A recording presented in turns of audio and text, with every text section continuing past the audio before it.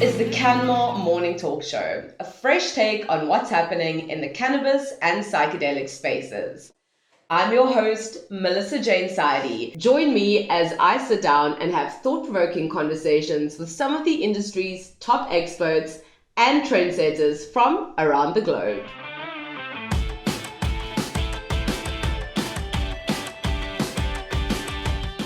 Welcome back to the CanMar Morning Talk Show. My guest today is Anthony Traurig, paid legal analyst for CannIntelligence, a data analysis company providing premium markets and regulatory analysis, legal tracking, and quantitative data for the cannabis and cannabinoid sectors worldwide. Anthony leads a team of analysts that covers over 70 countries and over 100 jurisdictions across the globe. Anthony is responsible for the direction of regulatory coverage on CannIntelligence and has his finger firmly on the pulse of what is happening globally in the industry. Stay tuned as Anthony shares some valuable insights, trends, and comparisons with the CanMar audience, from the current climate of US cannabis to the lessons spoken about jurisdictions like Luxembourg and what lessons can be learned in the ever-evolving landscape that is cannabis legislation. So, Anthony, welcome to the CanMar Morning Talk Show. It's a pleasure to have you here. How are you doing today? Doing great. Thanks a lot for having me. Yeah, I've been looking forward to this. So thanks a lot for having me on the show. It's only a pleasure, and I'm looking forward to chatting to you today. I know you have a lot of interesting insights to share with us. But let's get started with a little bit about your backstory. I like to always ask my guests, to tell us a little bit about themselves. I know you were a lawyer in the US previously before you moved across to Spain. So I'd love to hear a little bit about that transition, how that went for you, and how you kind of got involved in the space. Not to go, into my whole biography, but it's been an interesting journey. So yes, as you said, I was a lawyer in the U.S. I practiced law there for about 6 years, really on the criminal defense side, which, I can explain, kind of had me interested in cannabis anyway, seeing kind of the effects of prohibition in the state where I was and where I was practicing law and representing folks who were charged with possession of cannabis. So I practiced there for many years and then moved over to Spain due to an opportunity with my wife's job. Been here about 7 years now.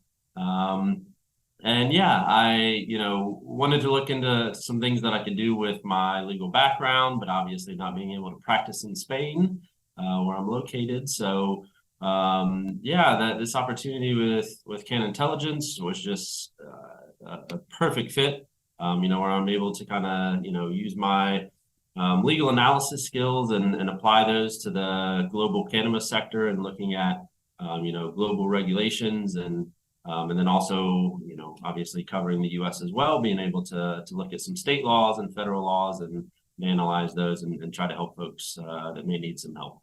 Amazing. Yeah, and I'm very interested to, chat a little bit about the comparisons between some of these different jurisdictions that you cover, and we'll touch on that a bit later. But, you mentioned, helping people who are charged with possession of cannabis. This is obviously a pain point, especially in the US. Do you have any insights on kind of the way things are going in that regard at the moment? Yes. As far as in the US, I mean, obviously things are moving in a very progressive way. We now have, so many states that, even the ones who may not have full-blown recreational programs or even medical programs are at least decriminalizing small possession, possession of small amounts. So everything is, really moving, I think, in the right direction. And it's also interesting to see, how things develop there.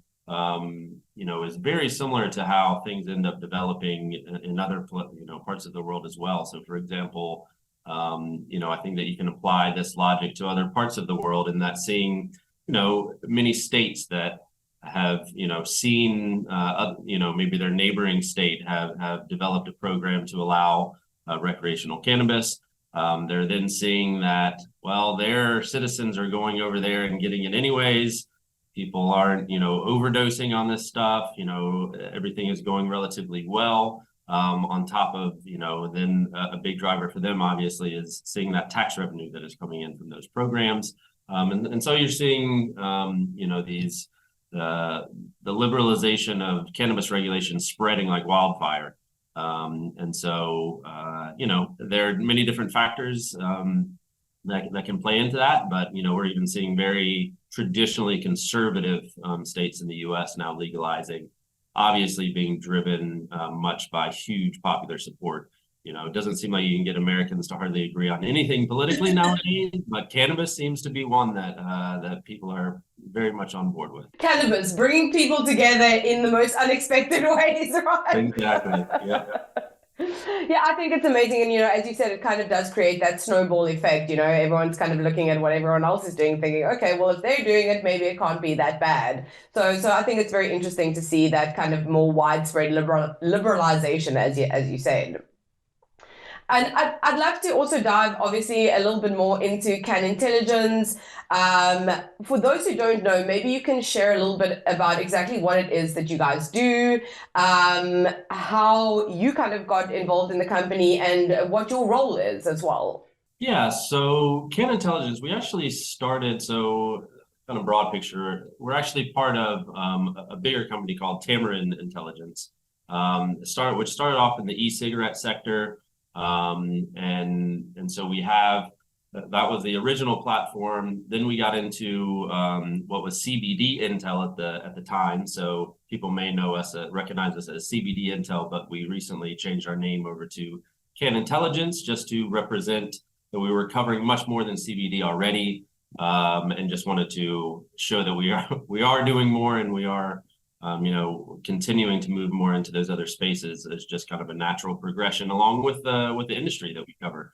And so, yeah, so so what we do is we kind of have three sides to covering the cannabis industry globally. So we have the market side, where we have market analysts who are looking at CBD products, how that market is developing, intoxicating hemp-derived cannabinoids, which I think that we can talk about a bit later, Delta 8, HHC, looking at how those markets have developed in the US and also now in Europe, and then moving into the medical cannabis space as well on the market side. Then we have the news piece. So we have journalists positioned all over the world who are, very, tuned into what is happening on the ground in the jurisdictions that they may cover.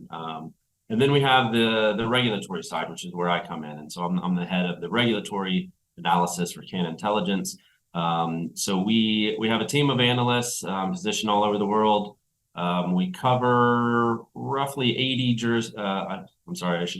countries and over 130 jurisdictions. So in addition to covering all of the US states individually and their policies, and regulations, we have about 80 other countries, pretty much all Europe. Being based here in Europe, makes a lot of sense for us to be tapped in well to what's happening in Europe, but also South America, Latin America, Asia, Africa, you name it.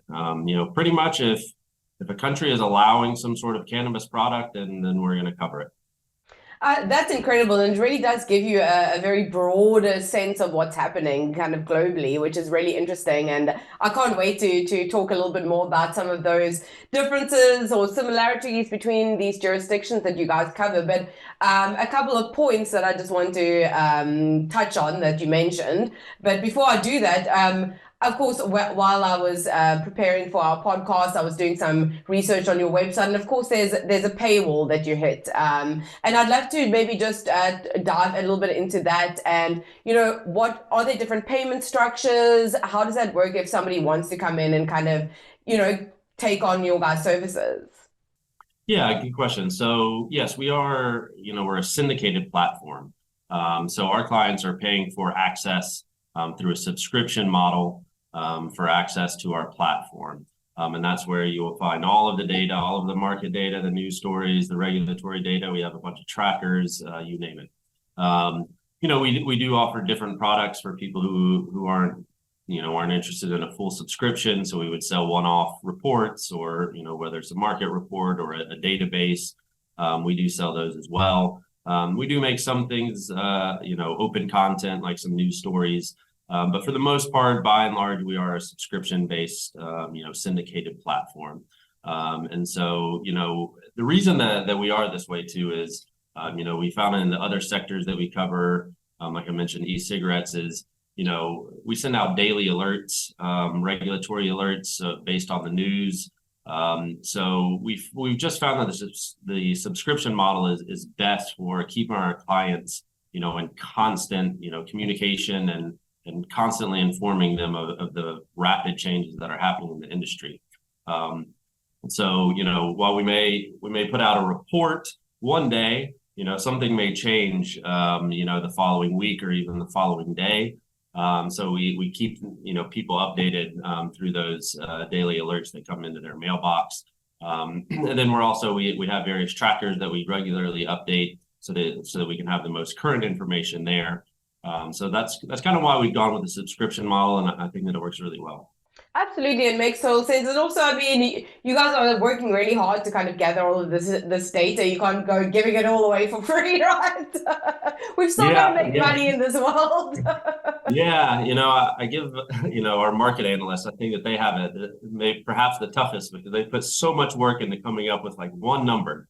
It's crazy. There's just a massive amount of research and analysis that has to go into coming up with that one number. So yeah, you're exactly right.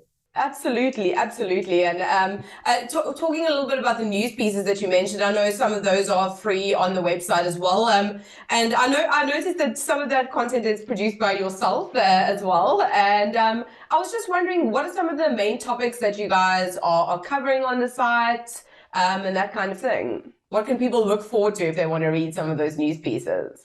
Yeah, so on the news pieces, I kind of view those as kind of almost the glue that kind of pulls all of the data and analysis together. I can tell you what happens in in a given country or a given region regulatorily, and the market analyst can tell you, how that's playing out in the market. And I think this is what makes CannIntelligence unique, is we have those both sides and then tied together by the news.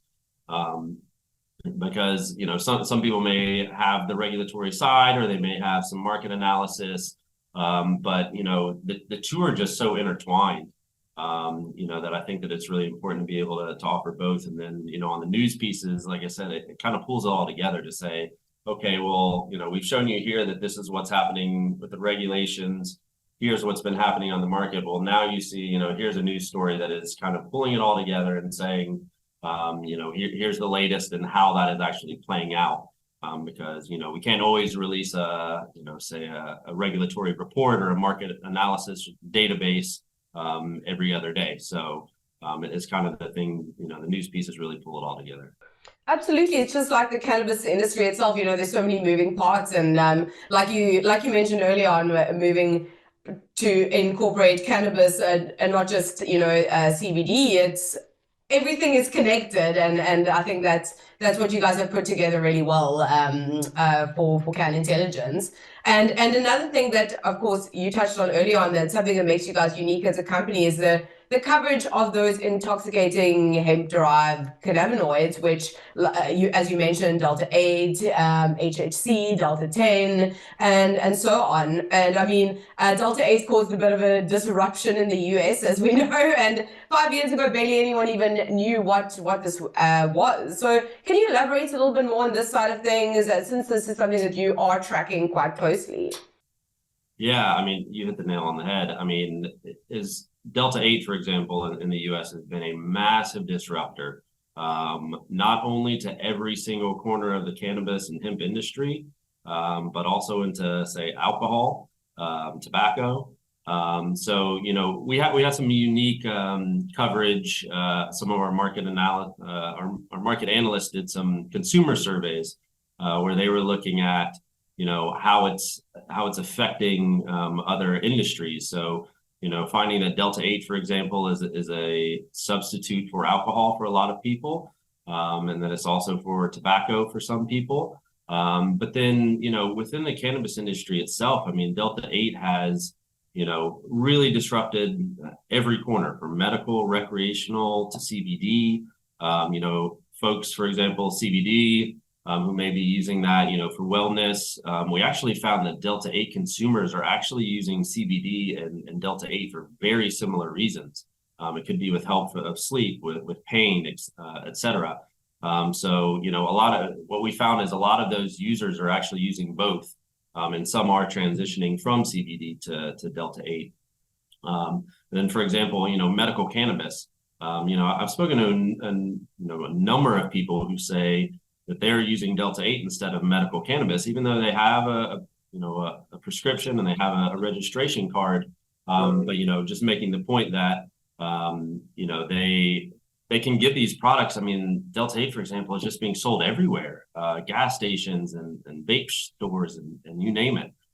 So instead of having to go to a doctor, pay for it, at least in the US, you usually have to pay out of pocket to go see a doctor, avoiding those costs, having to find a dispensary that is nearby, when they can just go down the street and find at least what in theory should be similar products. I mean, we don't need to get into the debate over, the purity or contamination potentially of those types of products, but from a consumer perspective, that they see it as, something that is helping them. So it's massively been disruptive for medical cannabis, obviously recreational cannabis as well. A lot of these are the same compounds. I mean, you can buy Delta-9 THC gummies that are hemp derived. And so, and then obviously if they're derived from hemp, they're not having to jump through as many regulatory hurdles as licensed operators are in the U.S. states. So it's been a massive disruption, and like you said, this compound was hardly known about by anyone about 5 years ago, and we now predict that the Delta-8 THC market alone in the U.S. is just shy of $3 billion. And that number could grow in the next 5 years conservatively to about 8 billion. So you think about how quickly that developed. I mean, it really says a lot about the demand for cannabis products that I don't think is going anywhere. And so, there's a lot of things that can be said about that. And, I think that there's a lot of lessons that we could take from that as an industry, whether it's on the market side, the regulatory side for certain. And so, we're starting to see these products now arriving in Europe, mostly in the form of HHC. And so we're obviously tracking those developments very closely as well. Absolutely. And I think when people hear a number of that size, they sit up and pay attention, right? And, you mentioned that you're starting to see these products arriving in Europe, especially with HHC. So kind of, what does that look like? How is that product kind of started to emerge in the market? What is that kind of looking like at the moment? Yeah, so, things are very different here in Europe. And what we're seeing is that I do think that the way that the European regulations are set up, that I do think the European authorities are better situated to be able to deal with, new psychotropic substances that are reaching the market. And so, for example, the EMCDDA, the European Monitoring Center for Drugs and Drug Addiction, they first noticed HHC arriving. I believe it entered into the early warning system in the EU in October last year.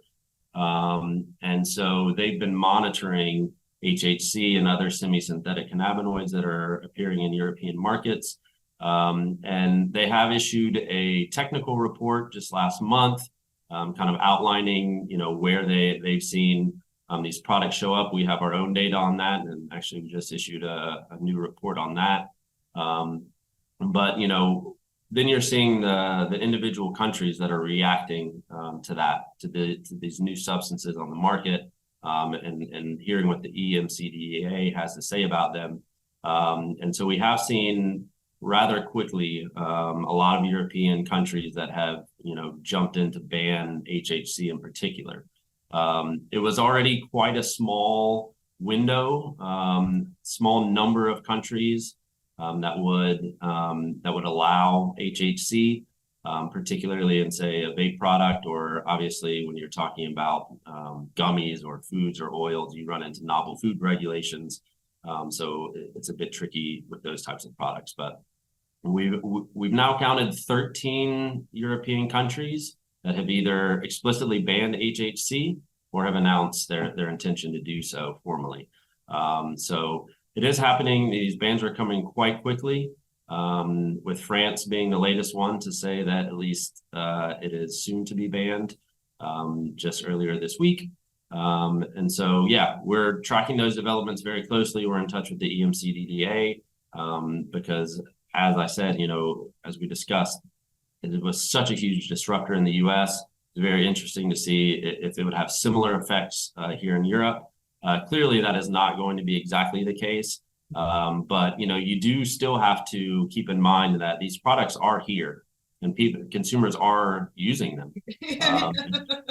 Even if they are being pushed into, an illicit market, the fact that they are around and they are quite abundant and being sold online, which we're tracking very closely, it should be, a potential concern or, something that people in the industry should need to know about. Yeah, absolutely. And I'm just curious as well, Anthony, with countries and jurisdictions just going ahead and quickly banning these things, does it cause any kind of ripple effect for the future, any kind of problems, further research takes place where people want to start kind of opening up the markets to these products? That's a fantastic question, because I actually gave a presentation on this recently, looking at what happened in the US. There were a lot of mistakes made, I will say, in trying to rein these products in. And understandably, authorities had some concern about these products that were on the market and being sold everywhere. But the regulatory fixes that were implemented in many cases created a bigger problem than the problem that they were trying to solve. So, for example, I can just rattle off a couple examples off the top of my head, but like Minnesota, they tried to change their regulation, but ended up effectively banning full spectrum hemp products. They admitted it was a mistake, had to go back due to a court ruling. They had to go back and fix the issue. But my main point with these cannabinoids, no matter how you feel about them, whether you think that they're, you may think that it's potentially positive that people are gaining access to cannabis products that might not otherwise, or maybe you hate them and think that they're dangerous and potentially dangerous for the industry. My main point is that we need to be very, very careful about how, we start to regulate by cannabinoids, and be very careful about the lines that are drawn. That, as you asked about, you could really stifle, innovation in the future. If you start drawing lines in the sand that, may make sense at this time, but we don't know what the future holds. If we've learned anything from this industry, there's a lot that can happen, a lot that can develop, especially with science advancing. So just be very careful about where we start drawing lines, whether that's, another example is in the state of Washington. They started targeting this semi-synthetic process that, Delta-8 was produced by. So typically it's by taking hemp-derived CBD, putting it through a chemical conversion into Delta-8. Well, they started kind of targeting that semi-synthetic process, and then, soon realizing that actually CBN, which is non-intoxicating, was often being used on products that were on the market, the same process. So then it, resulted in, what will be a CBN ban. So it's just an example of how we need to be careful, because they may have unintended consequences down the road. Absolutely. And, of course, you kind of have your finger on the pulse of all things regulatory. And as we know, things can get tricky. And once you draw a line in the sand, it might not be so easy to kind of erase that. And talking a little bit more on the regulatory side of things, since this is your kind of role in the space that you're in, and when we had our pre-discussion, you mentioned that some of the territories that you cover personally are the US, Thailand, Luxembourg, among others. Maybe you can share a little bit more about some of the territories or jurisdictions that you're covering. And firstly, before we get into that, I'd love to talk a little bit about Thailand, because of course their election just happened recently. everyone's eyes are kind of on what's happening in Thailand. So I'd love to get your thoughts on that and any insights you have to share with us today. Yeah, so one of the things I love about my job is I'm kind of able to choose the countries that I cover myself. And so I've kind of cherry-picked a few that, I find really fascinating.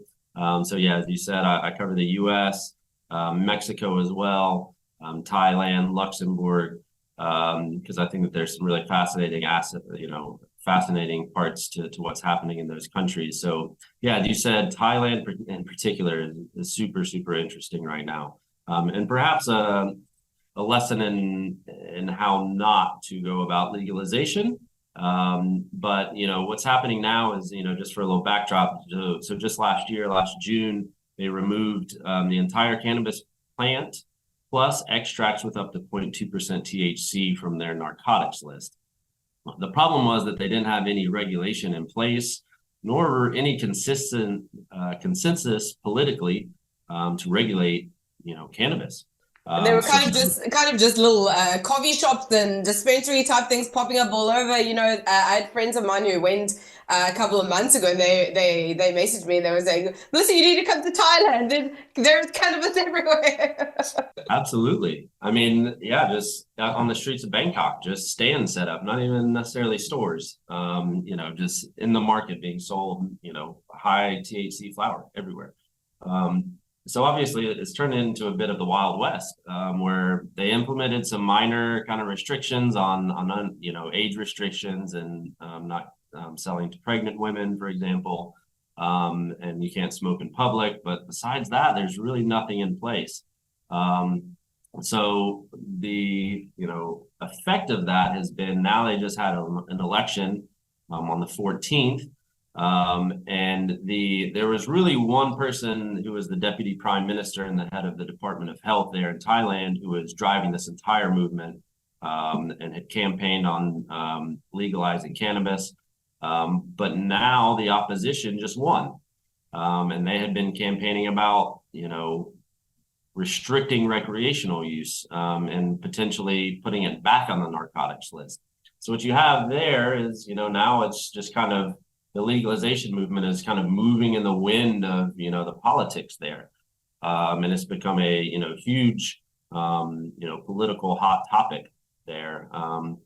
So right now, basically they're, have just had the election. The results aren't even official as of today. But it appears pretty clear that the opposition has won, and that they are going to be not as keen on cannabis as the current government.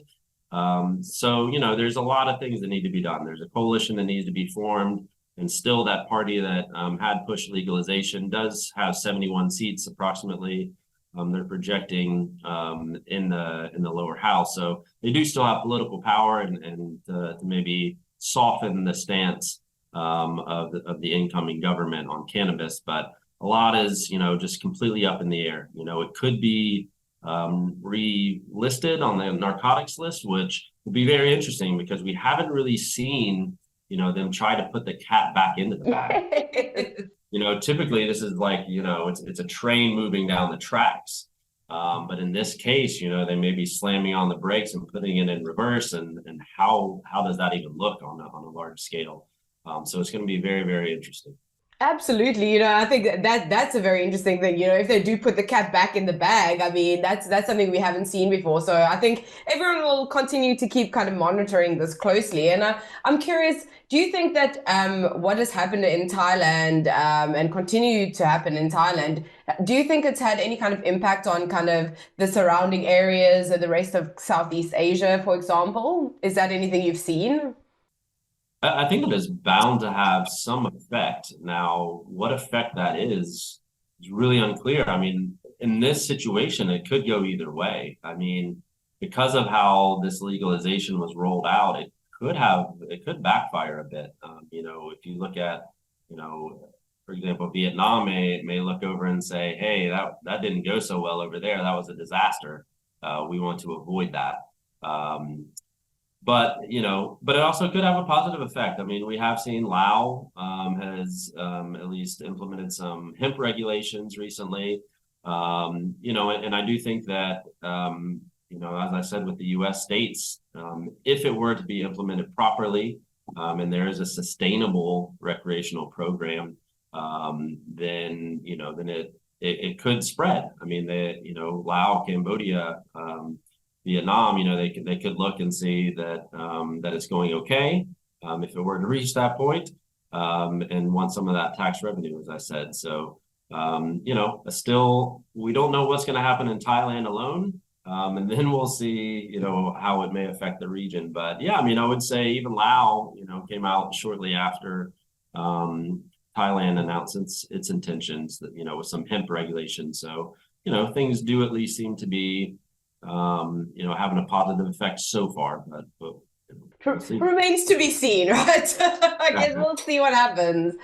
But I'm also interested to hear a little bit more about some of these kind of maybe lesser talked about regions, like Luxembourg, for example. I'll be honest, I don't know much about what's happening there because you don't hear much about it. So I'd love to hear a little bit more about some of these maybe smaller, lesser spoken about territories that you're covering, and if there's anything interesting you can share with us about what's happening there. Yeah, so I mean, there's a couple. I mean, if we start with the two smallest EU countries, that being Malta and Luxembourg, I mean, they both have quite progressive cannabis policies. So, like I said, I covered Luxembourg, and the reason I did is, they were one of the first ones really in Europe to really have serious discussions and serious movements toward trying to legalize. And so, they announced, really back in 2018, I think it was, when they really initiated the entire process of trying to move towards some form of legalization, at least.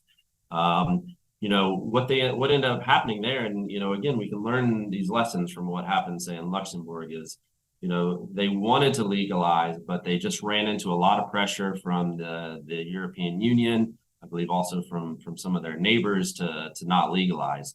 Obviously, being the second smallest EU country, didn't have a whole lot of bargaining power to say, go against Germany or the EU. So, what they ended up doing was, kind of scaling back and saying, okay, well, we won't do a full legalized market, but we will decriminalize possession and also home cultivation. And so they kind of ran into that same wall, that same conflict with the EU over the UN conventions that Germany is now running into, and Czech Republic may as well. So, we had been a little, could say, concerned that that things would go similarly in Germany as they did in Luxembourg. The only thought being that, well, the largest country in the EU might, Germany obviously has a whole lot more bargaining power than little Luxembourg. But obviously, now we've seen that Germany has had to scale back that and go to option B, which is, social clubs, and I shouldn't even say social clubs because there's no consumption, but clubs and home cultivation, decriminalized use. So, yeah, and then also, Malta is interesting too, because they've actually, before Germany, came out and now said that they want to have clubs. Malta, had already implemented some regulations to do so. It was very slow getting off the ground and is finally picking back up again. But, they kind of set the standard for that kind of model. So yeah, it is really interesting to follow these, kind of movements in these smaller countries that may not get the headlines like, say, Germany does, but they've been talking about these issues and trying to implement some of them for several years now. And really, there's a lot that can be learned, even if they are a smaller country. Like in the U.S., we talk about states being kind of labs for regulations and laws. So they can teach us a lot too. Just because they don't have as many people doesn't mean that they can't, teach us a whole lot. Absolutely. And I think that's something very interesting that you're able to kind of tap into and tune into, is being involved in all of these different jurisdictions. You really have your finger on the pulse of what's happening. and kind of how the comparisons are between different jurisdictions, and what can be learned from different areas. For example, what Thailand could learn from Canada, or Germany could learn from Luxembourg. Are there any other kind of comparisons that you could make, or even similarities that you've seen between these different jurisdictions? Because I think that's really interesting. And are there any kind of ones to watch that maybe other countries could learn from? Yeah, that's a good question. I mean, I think that there's definitely a lot to be learned from each of them, and not just recreational. I know we've been speaking a good bit about recreational because that's kind of in the news right now. But for example, we're just about to release a database, a matrix that I created to help. We're calling it a comparative analysis matrix. Where we've got about 27 different jurisdictions from around the world to compare their medical cannabis programs. So, for example, I identified some kind of key factors that that make different programs unique. Maybe that's where it can be distributed. So, is that in a pharmacy or in a dispensary type of model? Who can prescribe cannabis, and so forth? So, the idea being, for example, Spain and France, we know are going to likely be issuing some sort of draft regulation for a medical cannabis program. The idea being that you can be able to go in there and compare quickly based on some of these factors that make programs different, and kind of identify maybe a program that is going to be most similar to what one of those countries is proposing. Very interesting. Yeah, I think that it will be very interesting, whenever we're able to release it, still fine-tuning a few things. But yeah, so, for example, on medical cannabis, I mean, there's a lot of lessons to be learned there. I think Canada is interesting. I did used to cover Canada for us. What I find interesting, and one of the challenges, I think going forward for the industry is going to be like what has happened in Canada. With the proliferation of say hemp derived cannabinoids like CBD, and then also the proliferation of non-medical cannabis, where is medical cannabis going to be at the end of the day? Is that distinction one that is really important that we hold on to? And if so, what are we doing to preserve it? Because just the way that, the regulations have developed, what has typically happened is, maybe a country starts allowing hemp and some compounds derived from it, and then maybe progress into medical cannabis and have regulations around it. And then maybe eventually they have some sort of, non-medical regulations, but they end up getting quite compartmentalized. I think Canada is a good example. In their latest consultation, they even kind of pose this question of, is medical cannabis, is that distinction worth holding on to? We also see it in many U.S. states. I mean, my family's out in Colorado, and I went to a dispensary recently, and it's almost comical because you can be in there and speaking to the bud tender. And then I noticed a woman came in beside me and said, "I'm here for the medical." The guy takes 2 steps to the side. And says, "Okay, these jars with a dot on them are medical." I mean, it's so like I almost expected that he would put a stethoscope over his neck, put his like a doctor's coat on, Yeah, exactly. It's just a fine line, and especially, and now in the industry, we may know that, there are different standards that those products have to meet before they reach that shelf. But from a consumer standpoint, from a patient standpoint, many of those differences are kind of laughable at times. Taking some of those lessons, say that, are happening in other parts of the world, I think is really important. I did mention, you asked about kind of where to keep an eye on. I did mention France and Spain. Obviously, it's a little bit close to me because I'm living in Spain, but Spain is an interesting one because it has a huge cannabis culture here. Of You would course, have yeah. no idea walking down the streets of Barcelona that we have some of the strictest cannabis laws in all of Europe. We don't have medical cannabis. But we have associations all over Barcelona. It smells like weed everywhere. Cannabis comes here for a reason. Exactly, yeah, for sure, for sure. And that's what makes this industry so interesting, is because it really is different kind of everywhere. And in many ways, there are a lot of kind of cultural differences as well. In Spain, it's kind of a cultural thing, and in certain other places, maybe less so. So that's an interesting thing to take into consideration as well, I think. Yeah, for sure. And, of course, I think some people, and you and I spoke about this before, is that maybe some people might not think that like regulatory and compliance and licensing and all of that stuff is the sexiest topic. But, and I'm sure you'll agree, it's very important to take these things into consideration, especially when navigating globally, as you do.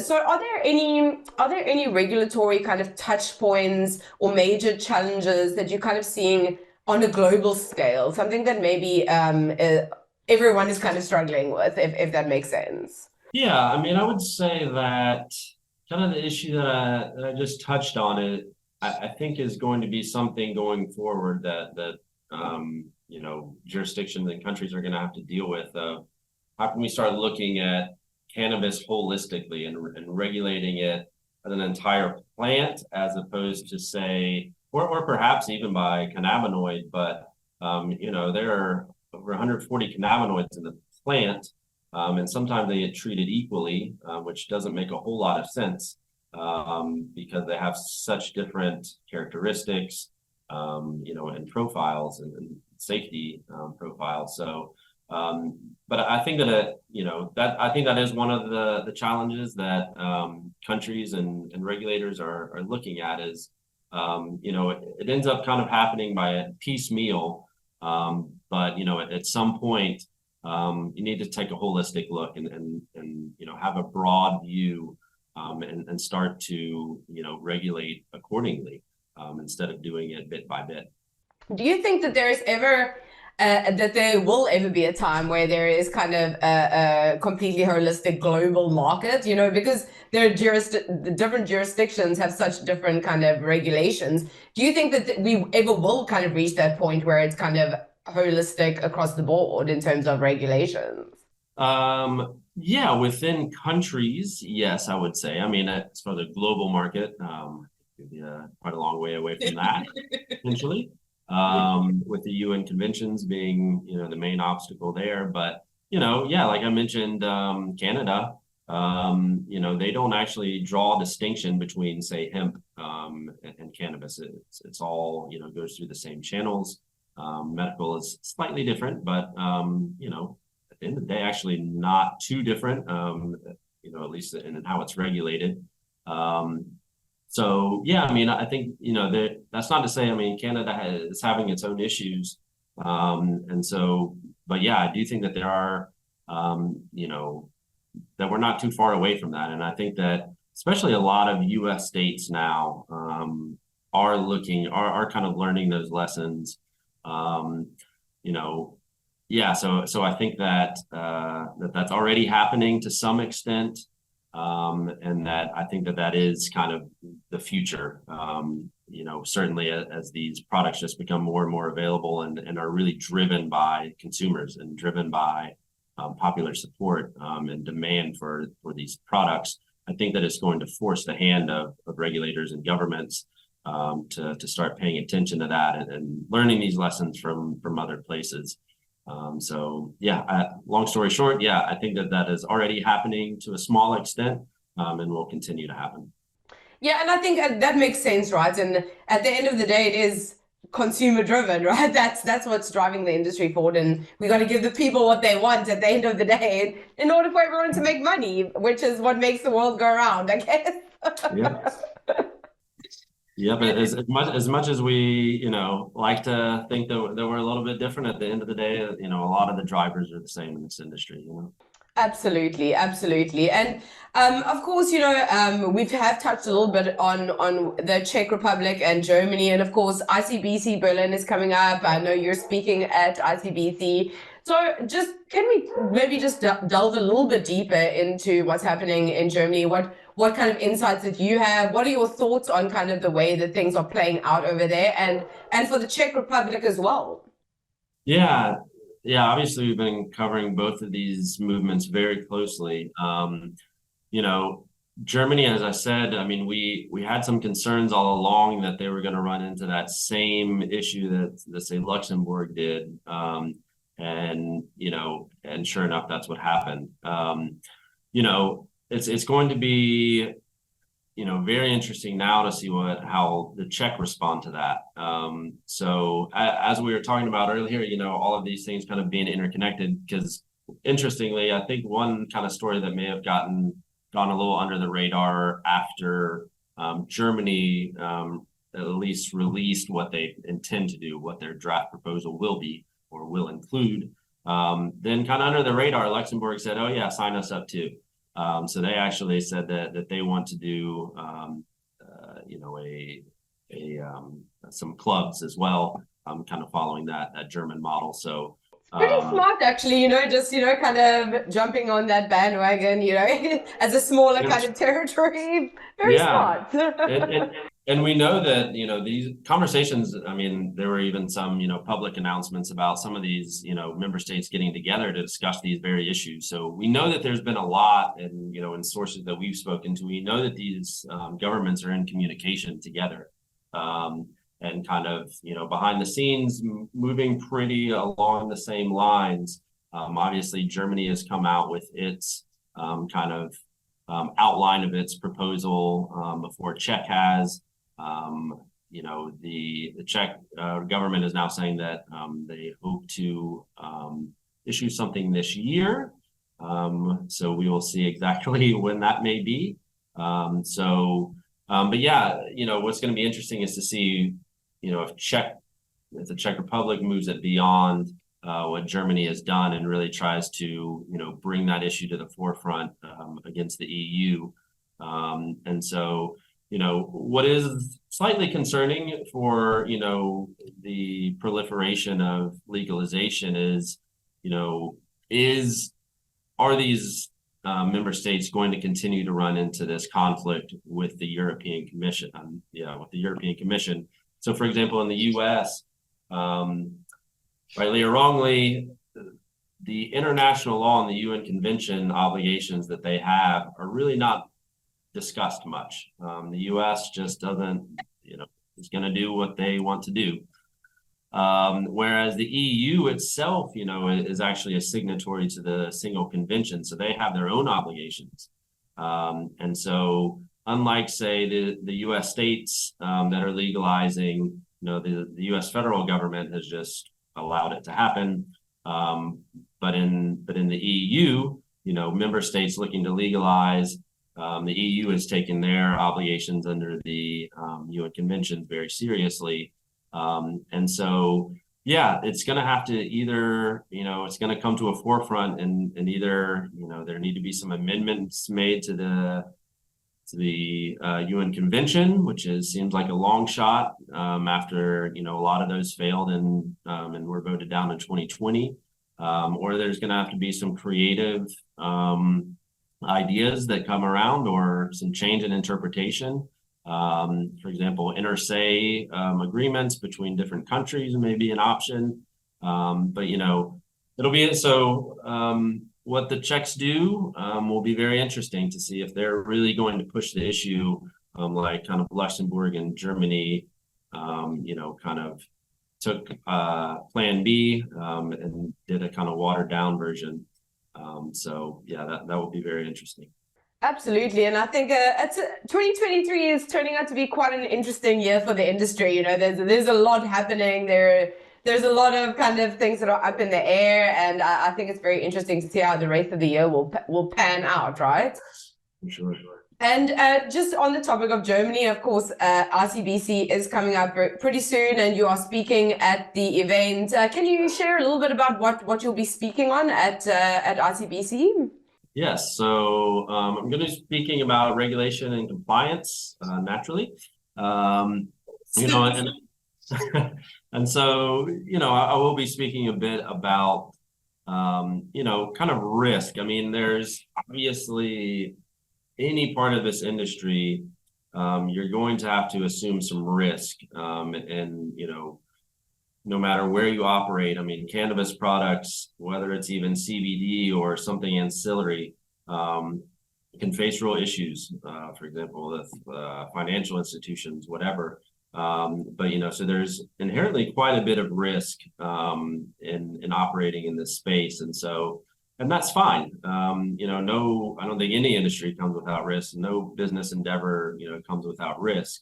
But someone like myself or someone else who is in the business of kind of giving legal advice or trying to help navigate people in the industry through those regulatory hurdles and whatnot, just need to be able to appreciate the risk and to be able to see where it lies. And so I think that I'll be speaking on that a decent bit. As I mentioned, I think that what makes CannIntelligence unique is having the market side as well, so that you can kind of see, okay, well, maybe these products, even though it says that they're illegal, they're very well tolerated within the market. And so, yeah, we try to just be able to talk to people about risk and say, hey, look, it's going to be riskier here than it is there, or this product is maybe less risky than this product in this jurisdiction. So yeah, I think that I'll be speaking a bit about that and try to, how to help companies navigate that risk. Absolutely. And, I think that's something that's very important. And, often people, they see the dollar signs, as we were speaking about earlier on, and they think, oh, well, let's get involved in this, but they don't really understand kind of the intricacies behind some of these risks that are involved. So I think that's a very important thing to kind of educate people on. So that's great to hear. And talking a little bit more about ICBC, have you attended the event before? What are you kind of looking forward to about the event? This is my first ICBC Berlin. Awesome. So believe it or not, yeah, the last 2 years, I know I just had scheduling conflicts, couldn't make it. And this year I'm on a panel, so I couldn't be more excited. I mean, I feel like I have to pinch myself a lot of days because, to think that I can travel the world and just go around and speak to people about cannabis, do it for a living. What a terrible life you lead. No, I'm so fortunate. I'm really grateful. So yeah, I mean, I'm incredibly excited about it. I mean, the lineup is already out, and there's definitely a lot of people that I do know and just enjoy listening to them speak anytime. I know Bob Hoban from the U.S. I mean, as a lawyer, really look up to people like Bob Hoban.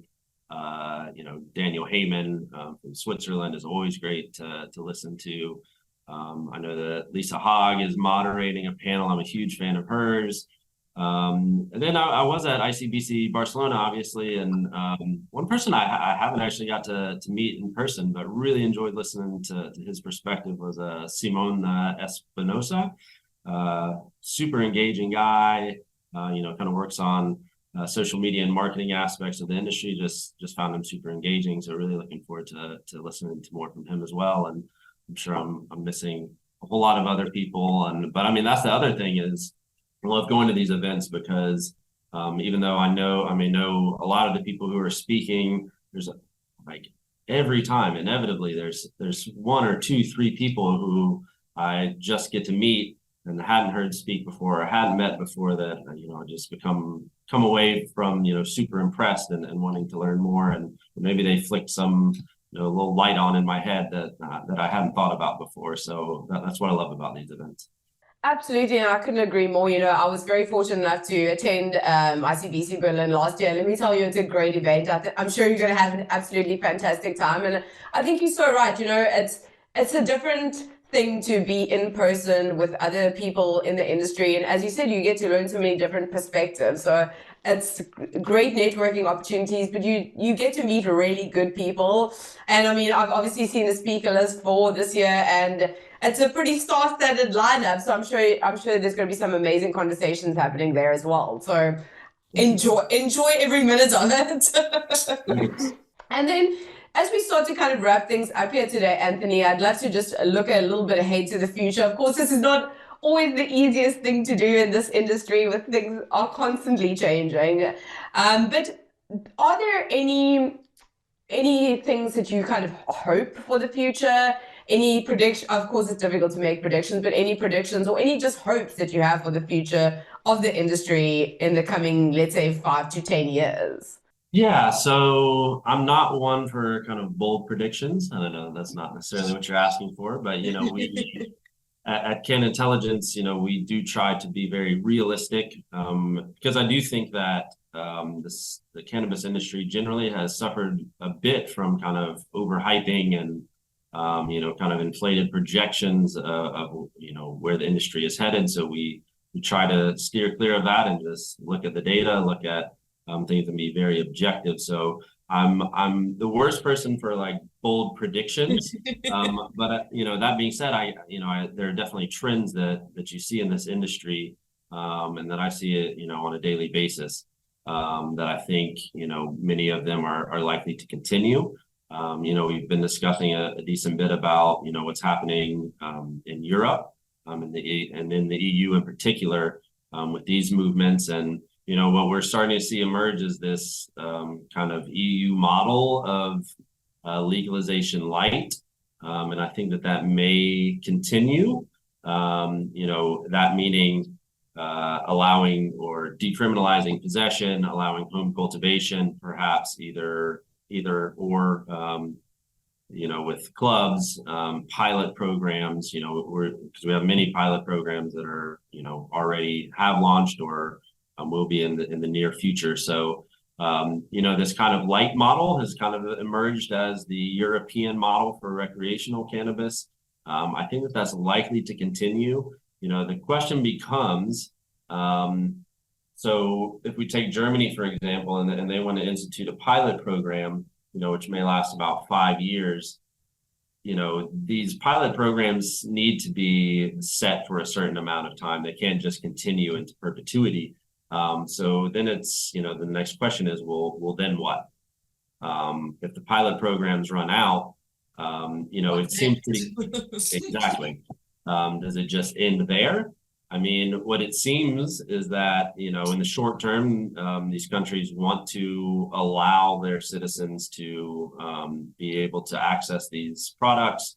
And then in the long term, perhaps, I don't know. I don't know if this is exactly what they're thinking, but, it could just be biding time to work out something either on the EU level or up to the UN level. And maybe that is exploring inter-se agreements between a block of countries, which could be interesting if, say, especially with ones that border each other, like Germany, Czech Republic, Luxembourg, perhaps outside of the EU, but Switzerland, maybe Netherlands. So, maybe these countries are able to work something out between themselves and come to agreements that could help kind of finesse the issues with the UN Convention and with the EU. So, I do think that we're likely to see more of these types of programs emerging, and these kind of legalization light programs, if you will. Look, as I said, another trend that we've seen on the downside of things is CBD, trending down quite hard. Unfortunately, it's, I don't think that the hype around CBD, the regulations didn't catch up with it. So, in the US, for example, even though I don't think that regulation is holding back all that much because states are allowing it and the products are everywhere. But, in the EU, for example, obviously being held up by novel foods, and that, that is likely to continue for a while. So even though, I do think eventually that these products, CBD products, will be allowed through novel foods eventually, will the hype already be gone by that point? Is a bit of a concern. I think that, in the consumer data that we see, as I mentioned earlier, CBD, I hate the term gateway, especially in the cannabis space, but it can be a gateway to some of these other cannabinoids. And so, CBD may be trending down, but then maybe some of these other cannabinoids will be trending up in legalization, or at least broaden access to cannabis products and intoxicating, psychoactive cannabis products may be on the upswing. So I think that these trends are probably likely to continue, although I don't have any bold predictions. Sorry. No, and I didn't expect you to, but it is interesting to kind of hear. I feel like making bold predictions in this industry, it's a recipe for us to look back and say, oh, I was so wrong about that, So it's good to have a kind of more realistic kind of overview, I think. And I think the CBD thing is very interesting because, there was kind of that boom and now people seem to have forgotten about CBD. So it'll be interesting to see if there's kind of a resurgence of interest in CBD products as things progress. But so that's an interesting one to keep an eye on. And then just kind of for CannIntelligence specifically, any things that you, any plans for the future of the company, for the growth of the company that you could share with us today, or where do you hope the company growing in the future? Yeah, so I mean, I see us as just continuing to be responsive to the data needs of the industry, and that can obviously change. So we try to be in touch with as many stakeholders, regulators, NGOs, industry groups that we can.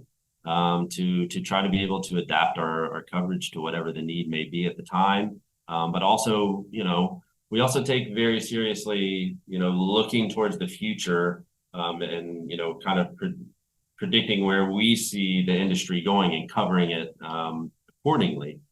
So, I mentioned at the beginning that we had changed our name from CBD Intel to CannIntelligence kind of for this reason.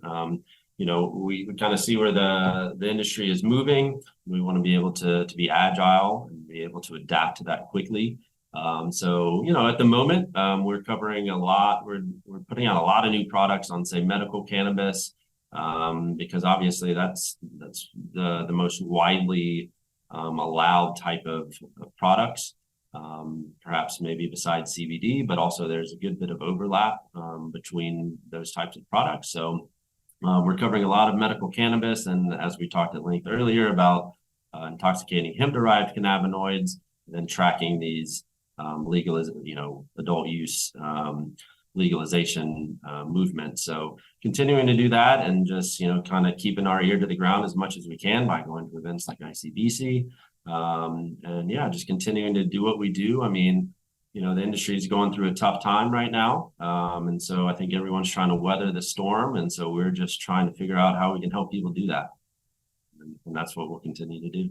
Absolutely. I think that's very true. There's a lot of uncertainty and a lot of things feel like they're up in the air. So, and I think that's one thing that we can say about the cannabis industry overall is that for the most part, I think people are kind of, we all want the same goal, to move the industry forward. So we're all kind of there to help each other out. And I think that's a really special part of the industry. Agreed.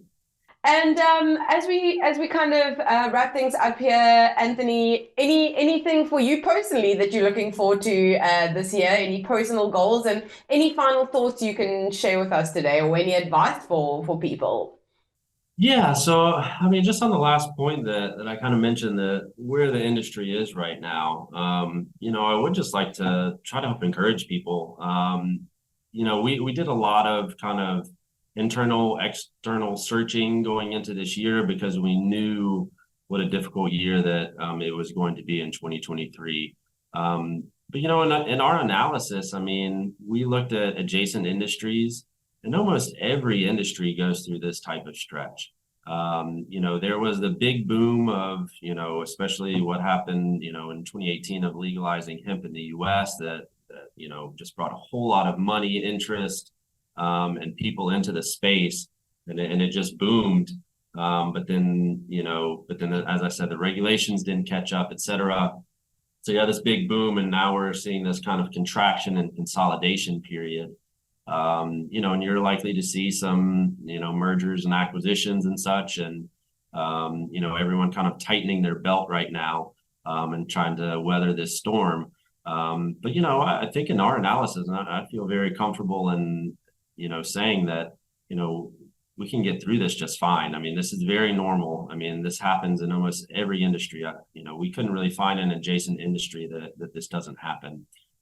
So, now there are certainly some considerations like, who's going to be, jockeying for position, who's going to be able to make those moves. But, at the end of the day, I think that this is very natural, that we'll be able to pull through this and be a, stronger industry for it, and take those lessons learned, and how to be perhaps, more efficient, more, what have you, making, wiser choices or what have you, whatever needs to be done, to survive this storm.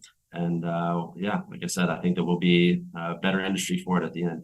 That's great, and that's a great way to kind of end off the show today. Is on this positive note, it's not all doom and gloom. The future is bright. It's just growing pains, and we can get through it. And I think that's what we need to remember, and we just need to keep pushing forward and keep making things happen, right? Exactly. Wonderful. So Anthony, thank you so much for sharing with us today. A lot of really amazing insights that you shared with us. I hope that people learned a lot by listening to this episode. And thank you so much for taking the time to sit down and talk to me today, Anthony. It was really great to have you on the show. Thanks so much, Melissa. I really enjoyed it. Thanks for what you do. And that's a wrap. Thanks for watching or listening to the CanMar Morning Talk Show. Join us next time for your weekly dose of cannabis and psychedelics updates from the industry's experts. But before you go, don't forget that at CanMar we specialize in recruitment and licensing and compliance for highly regulated industries such as cannabis, hemp, and psychedelics. Visit us at canmar.io to book a free consultation with one of our specialists today. And if you haven't subscribed yet, please hit that subscribe button to hear more juicy insights from the movers and shakers of the cannabis and psychedelics industry.